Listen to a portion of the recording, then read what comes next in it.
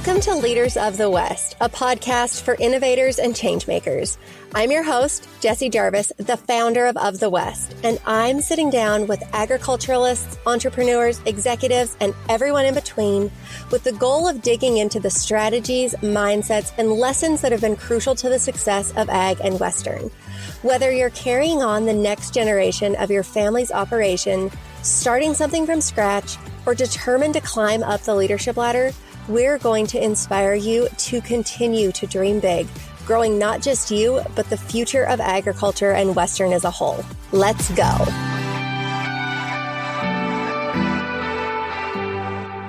Welcome back to this week's episode of Leaders of the West. I'm so excited to have you guys here.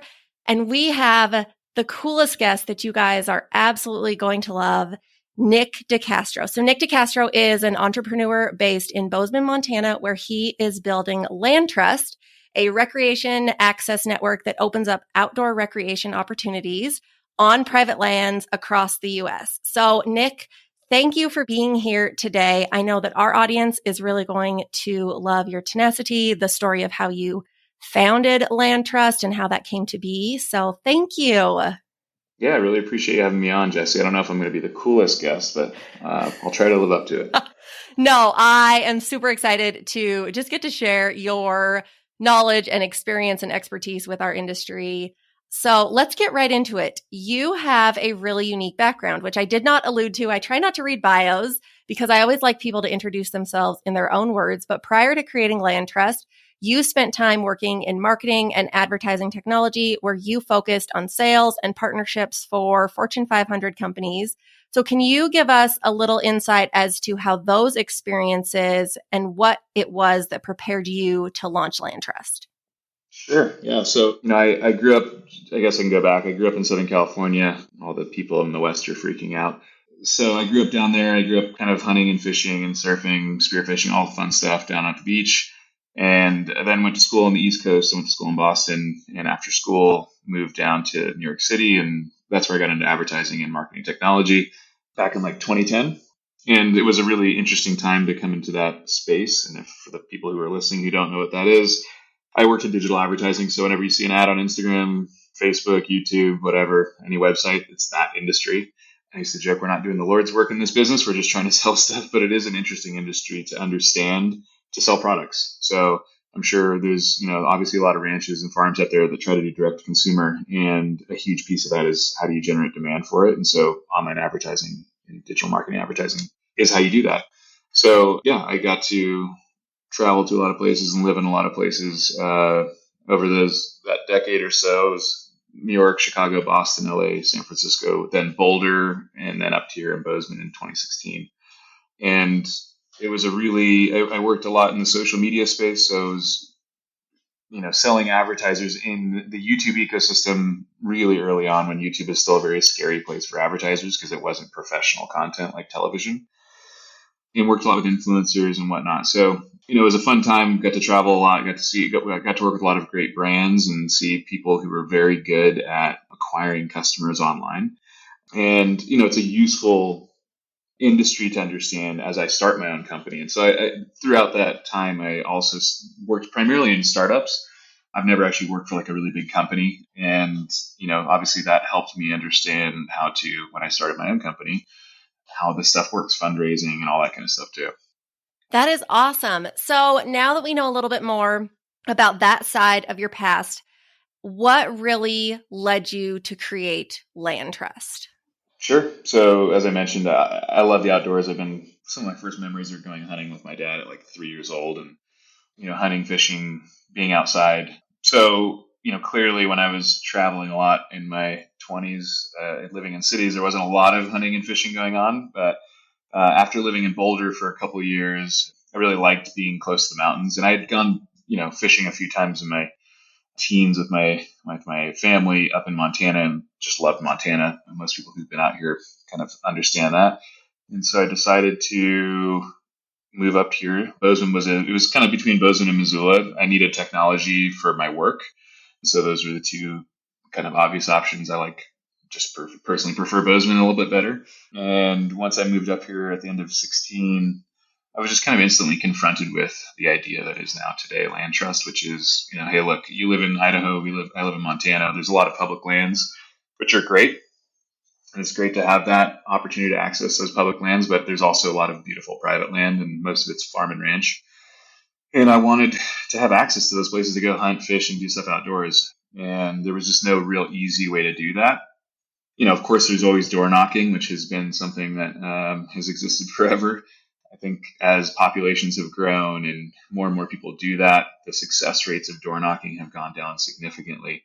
And so, it just seemed like an obvious opportunity that if we could get landowners to, list on a marketplace, I was pretty sure I could get hunters, fishermen, people who like to be outdoors to book those properties for exclusive access. So for folks out there, LandTrust is a marketplace like an Airbnb. So instead of booking lodging, you're actually just booking access to people's private land to do outdoor activities. So the company started with hunting, and hunting is a core activity that we focus on today. But we're also expanding into fishing, RV and camping, farm and ranch tours, and some more stuff as well. So I love what you said about door knocking, because that is something we definitely get door knockers or letter writers. They must go to Onyx and find your address, and then you get a letter in the mail. Hey, can I hunt on your lands? And also, door knocking and letter writing is probably not that successful, but this makes it a much easier place because I feel like there's a lot more trust that's built in and just a lot more understanding for all parties as a whole. Yeah, look, marketplaces are very good at transparency and trust. There's if any of your listenership has ever used an Airbnb, a VRBO, Turo, Outdoorsy, any of these other kind of sharing economy marketplaces, users have profiles and they have ratings. And after every booking, both parties rate each other, and you're paying with credit cards, and you have insurance, and like all these things that help build trust into the system that didn't really exist before these marketplaces came about. So as a hunter, it really makes sense that you are somebody who would be behind a platform like this. But what I find to be really inspiring is that you want LandTrust to be mutually beneficial for everybody. So while you love the hunting lifestyle, you want it to be just as beneficial for farmers and ranchers as well. You guys truly care. And that is something that I have really noticed, through all of your guys' marketing, is that you guys want to see this as an added revenue stream for those operations. So can you expand on that a little bit? Yeah, definitely. So obviously I didn't come from an ag background. And when I started this, I started it because I wanted to use it as a hunter, as a guest. But over the last 4 years, I've really developed the passion for our landowners. We have over 1 million, I think around 1.25 million acres on the platform today in 35 states. And it's almost all of our landowners on the platform today are owner-operator production agriculture. So these are multi-generation operations. And these are the people who are growing, our food, fuel, and fiber. And also, if you think about it from a hunting perspective, they're also providing all the habitat and food and shelter for the wildlife we love to pursue. And over the last few years, of course, I'm a passionate outdoorsman, but I truly have developed a passion for our landowners and the people that they are, the communities that they live in. And, they can't go away or we don't eat food. So if we can find ways to use tools like LandTrust to generate more income for those operations, to keep them profitable and, in family hands, like that's the big win for me. So I was going to ask this question a little bit later on, but I am going to get right to it because we are kind of on that topic now. So if somebody's a farmer or a rancher and they are listening to this and they think, okay, you guys have piqued my curiosity, I'm interested in this, how can they get started? Like, what is the first step that a farmer or a rancher needs to do in order to get started to list themselves on LandTrust? And then how exactly does that process work? How do they set the price and all of that? Yeah, so I'll touch on that. So first and foremost, with LandTrust is a business partner to landowners. So landowners aren't our customers; they're our partners. The guests are our mutual customers. So landowners don't pay us anything. It's not like, hey, give us $1,000 to list or anything like that. And they maintain and they retain 100% of the control over their land. So I want to call that out because I know a lot of landowners, especially farmers and ranchers, have been pitched a lot of stuff, and it's pay us some money and we'll give you some return on the back end. We only make money when landowners do. So you own an asset, this a beautiful piece of land, and we build the technology in the marketplace. And then when we drive bookings for you, we take a commission. So, landowners get to decide exactly what they want to offer, how much it costs, what dates it's available, any other ground rules, etc. So they retain 100% control. And it's really easy. You can call us. We pride ourselves on service. So we're not just some tech company that, you chat with a chatbot. Like I have guys outside here, hopefully you don't hear them in the background, who are talking to our landowners and our customers all day long, every day. So we're based here in Bozeman, Montana. Depending on what state you live in, we actually have people who live in those states. We call them landowner success managers. They'll come out and visit with you. They'll take photos. They'll share, answer questions. Basically, just make you feel comfortable. Like this is a relationship business.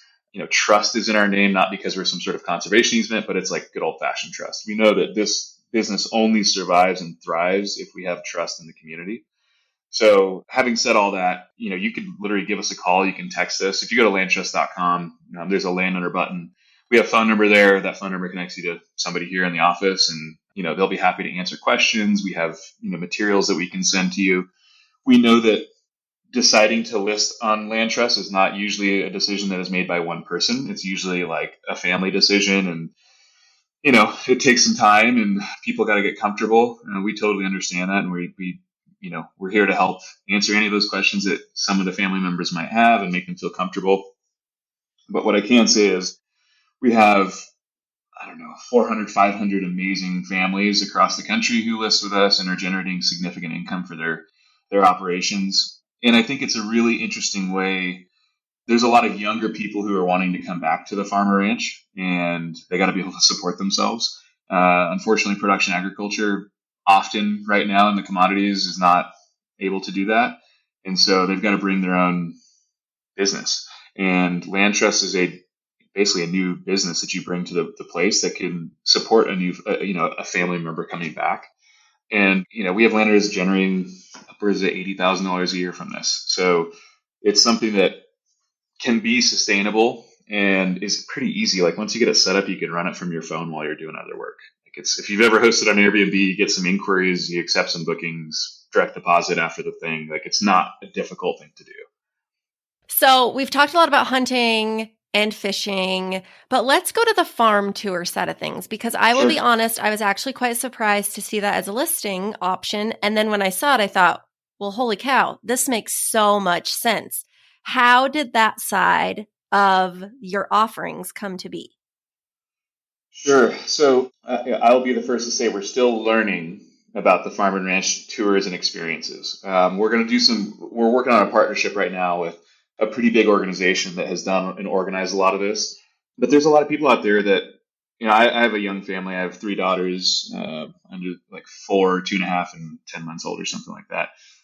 And we're constantly looking for things to do with the kids, and getting out onto one of our local ranches that's listed with us and having the girls interact with cattle or, calving or just learning about agriculture is something that is obviously very interesting to us. But when we go out to the market, we are hearing a lot more of this. Like people want to spend their money, especially families and young families, and have it be educational, but also be supporting and connecting in their local communities.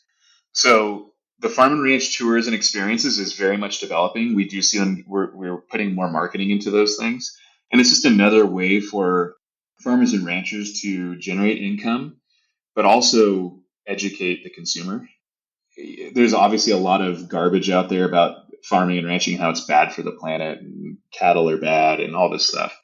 I think the best way to combat those ridiculously bad narratives is for the consumer and the producer to actually meet each other and see the places and see the practice and the blood, sweat, and tears and care that goes into being a producer, being a grower. And I just look at that, and it's also, by the way, a pretty good way to do direct to consumer stuff too. So if someone comes out to hunt on your place or fish on your place or do a tour of your place and see how you run your operation, they're probably pretty likely to buy beef directly from you or, whatever other produce you have. So look in the end, the LandTrust again is a business partner, and we succeed together. So we want to connect our producers, our growers with all these different revenue streams. that are kind of ancillary to the agricultural aspect.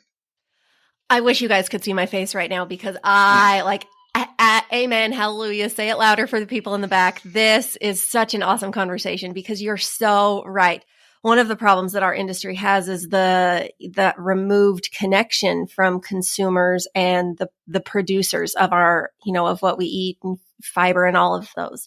So I think that this is a fabulous way for people to connect with one another, to have that, because there's a risk in bringing people onto your operation. And I think that so many of us in our industry, whether you are a farmer or a rancher, think, man, I would love to have people out to our operation, but I don't necessarily understand like the logistics of doing so, or how I get it out there, or how does somebody pay me? I can't just do it for free. So I know that so many listeners right now have it on their mind in their bucket list or their big 10-year plan of how could I do ranch tours or farm tours. And this really is the answer for that. Yeah, and like I said, this is, hunting is something we feel we understand very well at this point. We're 4 years into it. And this is all, on the recreation side of the business, it's all do it yourself, right? So it's not guided. If you're familiar, your listeners are familiar, it used to be called a trespass fee, right? So it knocks on your door, you say, cool, it's $100 a person, you can go out for the day or whatever. So it's all do it yourself access. The farm and ranch tour is what like I said, we're working with a partner who we can't say yet, but what we hear constantly from our farmers and ranchers is, yeah, we're game. Just tell us how to do it, right? We're busy. Just give us a checklist. Tell us what to do, and we'll do it. And so we're going to some people who've been doing this for a long time, and basically just give like hey, here's how you host a cool farm or ranch tour, and just give like that some guidelines and give them a little bit of direction, and then they make it their own. Like obviously every farm and ranch is going to be different. You want it to be different, but giving them, empowering them with a little bit of like, hey, here's how normal, like when people arrive, expectation setting, going through and like how you end it. So like an agenda almost. I don't know if that's the right word, but it's our job. Again, these are the things we go out and do. And then we bring it back to our landers and say, hey, are you interested in this? And they can say no to whatever they want, but we always want to be bringing them new opportunities that generate income that is complementary to their agricultural production. Oh, I know I've said this before. I am just so excited. This is such a great conversation. Okay, so now I want to get into the nitty gritty behind the business of LandTrust. So we talked about this prior to when we started recording, but this is very similar to Of the West. Your platform is founded on technology, and you guys are the connection point between two different audiences. So Of the West is obviously the connection point between job seekers and employers. You guys are the connection point between, recreationalists and hunters and fishermen and the landowner. That's right. But it all comes from tech. And I will tell you, in my experience, I think the tech piece is the hardest part of all of it because it has to work for everybody. So are tech platforms something that you had experience in prior to the launch of LandTrust? Yeah, definitely. This is where I come from that world a little bit more. So my career was selling technology into different companies. So I worked in early stage technology companies. So that's not the hard part of our business. The hard part of our business is reaching farmers and ranchers. These are people who have been sold a lot of stuff over the years and who are very guarded because they've been burned a bunch, and they're insulated communities, and you have to earn their trust. So the technology piece is really, for us at least, and our COO was the CTO of Bear Crop Science before, like $50 billion company. Like that part for us is a little bit more natural. The hard part of this business is getting out there and getting in front of farmers, ranchers, and other landowners and just like establishing trust. Okay, so you talked about your COO. Mm-hmm. So when you first started this, how did you know who to hire and how to build out that initial MVP? I'm really curious. Well, yeah, when you start out, who to hire is whoever will work for you. Colton, who sits in the office here, he was my first employee, and I have been speaking as I mentioned, we're in Bozeman, so the university here, MSU. I was speaking to a business school class, and I met him through that, and he was like, yeah, this sounds super cool. So luckily he was willing and able to take a risk and coming to work for a one-person company at the time. And he's been, obviously outstanding, hugely impactful in the company. And then we've been blessed with working with and finding great talent who come to us. Honestly, I think we have a little bit of an advantage because people love the ethos and what the business is. So, we've had a very good recruiting, pretty much all of it's been inbound, and it takes time to build relationships. There's people who sit in the office now who we talked for 2 years before we ended up actually like doing something together and offering a job. So that's happened multiple times where people who did outreach, it's like, hey, we're not hiring right now, but let's talk, and I want to understand who you are, what your skills are, what you could bring to the table, and then when the time was right, it's like, oh yeah, I'm going to go call those people up. So I know that the marketing side of things is obviously crucial to a company like yours, and you are pretty lucky because you have that marketing background. Is that something that you think has helped your company get where it is because you understand that side of things so well? Certainly. Now I guess there's some nuance here. I am not a brand marketer. I sold performance marketing. So like, how do you put $1 into the Google or Facebook machine and get a customer out of it? Which is a very valuable like understanding of marketing. But I'm not a storyteller. Like, that's not who I am. Certainly, understanding how to leverage digital marketing channels to acquire customers is an advantage. But now we're at the stage, and that really helped us get to where we're. And I was a sales guy, so I mean, we got our initial customers and landowners through just like cold calling. So certainly the sale, like being a salesman, helped build the beginning of the business. And then once we had some money to actually spend on marketing, understanding how to like, again, put $1 into the Google or Facebook machine and get customers out of it is very important.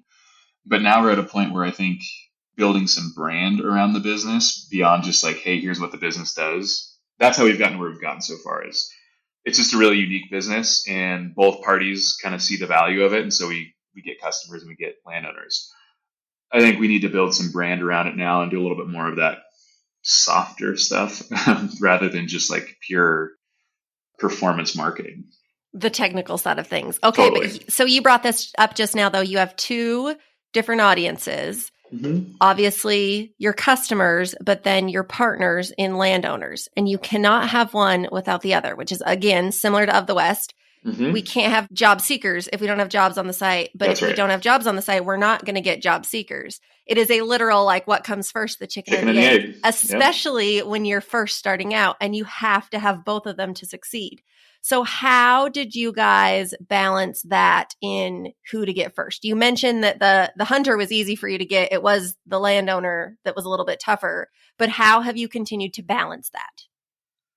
Yeah, so you're running a marketplace business. Marketplaces they're very difficult businesses to get going, and they take a long time.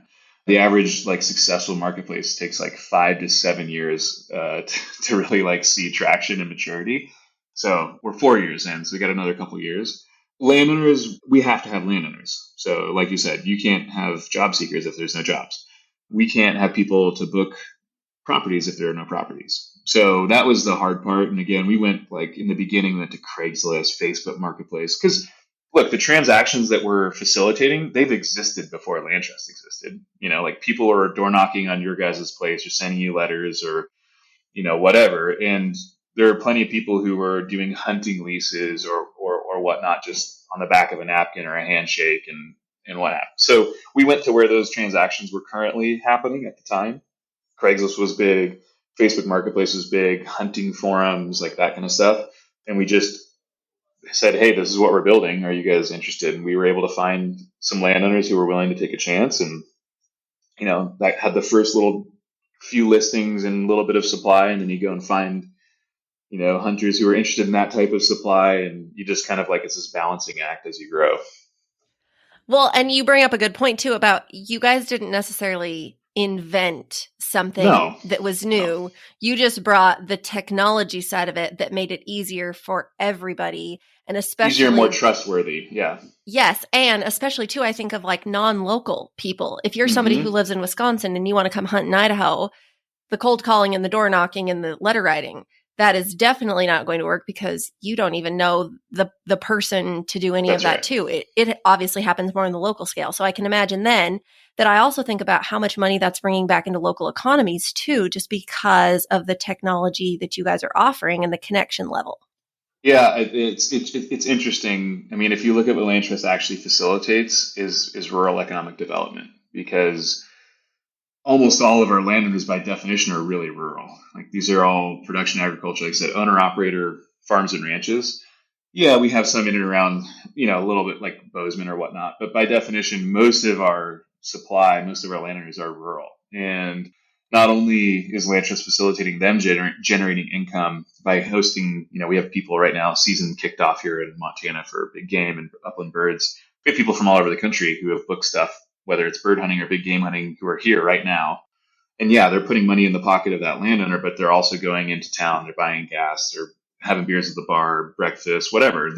They're just bringing some economic development into these small communities, which is really impactful. So, before us, that guy from Wisconsin or gal from Wisconsin, if they wanted to hunt Idaho, they're either going to go hunt public land or they're going to have to call an outfitter because they don't know anyone who owns private land, and there's no way they're going to connect those dots unless they're very lucky. No, well, and when I think about too the economic impact, that landowner then has money, and where do they spend the majority of their money? In their local community too. So even if you are somebody who is completely not involved in the relationship, you still are indirectly benefiting from that, which is so important, especially in those rural communities. Yeah, it's pretty cool. We have there's a little town called Wilsall here in Montana. It's like a 45 minutes hour outside of Bozeman in the Shields Valley, and there are like three little businesses there. There's a bar, restaurant, a cafe, and like a little general store. And all three of those landowners are land trust landowners. So they're hosting people, and all the people they host come into town. And yeah, it's like literally those are the only three businesses in town, and they're all land trust landowners. Oh, that's perfect.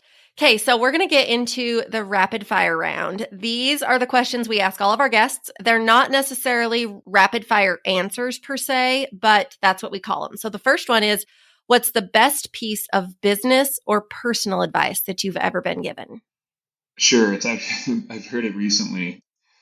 I guess it's top of mind for me right now, but it's kind of like a guy I was talking to said, "Hey, it's never as good as it seems. It's never as bad as it seems."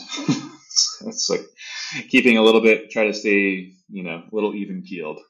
That is a good reminder. I think I needed that one today. So thank you. Okay, next question. If you could give people any words of wisdom and you knew that they would take them to heart, what would they be? Oof, in what context? Anything you want it to be. It could be work, personal, relationships, life, whatever it was. All right, so I mean, I'm a pretty business focused person, so why don't we keep it there? And I talk to people who are wanting to start businesses a lot. I would say be sure you want to do it. It's really hard. Starting a company from nothing is a very, very hard thing to do.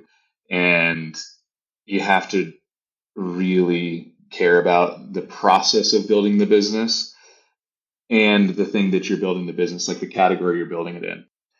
It's funny in a lot in especially like in the outdoors space, there's so many people that want to start companies because like, oh, it'd be fun to hunt all the time. Like, I never hunt. I hunted 3 days last year. I'm passionate about the process of building this company. Like I want to be the best in the world at building a big marketplace. Being the best in the world at being a hunter is not my goal. Like I love hunting and it's fun and I love fishing and being outdoors, but a lot of people are attracted and you might see it honestly in kind of the Western, I want to work on a farm or ranch. Be sure your motivations are right because it's going to be really hard. And if you don't have the right motivations, you're going to quit. I think that you are so spot on. I think that you have to be driven by passion. And a lot of people think, oh, well, I'll do that because I'm going to make a ton of money. Yeah. Nope. I made more money before starting this company. Yeah, you're not going to feel fulfilled if that is what, like, you have to truly love what it is that you do. And that saying of enjoying the journey, not the destination, because especially when it comes to building a business, I don't necessarily think there ever really is a destination. Like you're continuing No. to push forward. And so you really have to enjoy the journey and the small wins when they come, because they are, peaks and valleys, and Oh, yeah. a lot of valleys and not as many peaks as you think. Yeah, totally. Okay, if you could go to dinner with anyone dead or alive, who would you pick? Oh, that's super interesting. I feel like Winston Churchill would be a cool guy to go to dinner with. You are the first person who has said that. And I'm honestly shocked because that is a great answer. Well, I like to drink and smoke cigars and eat food, and he liked all those things in epic proportions, and he was also a pretty epic leader. And he was an outdoorsman too. So that's a good fit. Okay. Yeah. What is a quote that you lead your life by? Oh, it's who is it? Carl Sandburg, somebody like that. Oh, let's see if I can not butcher it. Time is the coin of your life. Be careful lest you let anyone else spend it for you. And so basically, like, you know, time is a currency, and you don't get any more of it. You have X amount allotted to you, so be sure you're spending it in the right places. Ooh. And I'm sure, by the way, I'm sure I butchered it. I'll make sure that on Of the West's Instagram that we post the pull quote of it so that if you did happen to get it wrong, that people can still share it and it will be correct. There we And go. then the last question, this is kind of a newer question. Let's talk about favorite things. Do you have a favorite book, podcast, program, product, service, anything and everything that like something that has changed your life in some way that more people need to know about?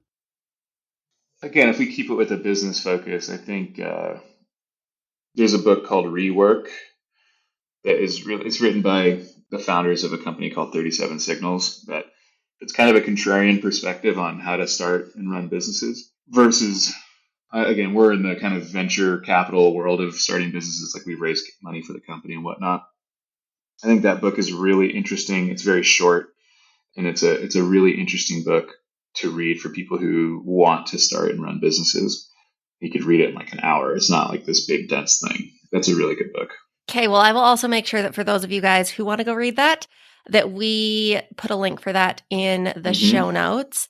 And then if you are somebody who's interested in getting started with LandTrust on the landowner side of things, we'll also include links in the show notes to get in touch with LandTrust. We'll do the website and then a phone number too, just to make it easy for you guys. And then Nic, if people want to follow along with you, where can they find you guys online? So we have a couple different social media channels. We have a LandTrust Hunt Instagram, which is I think LandTrust_Hunt.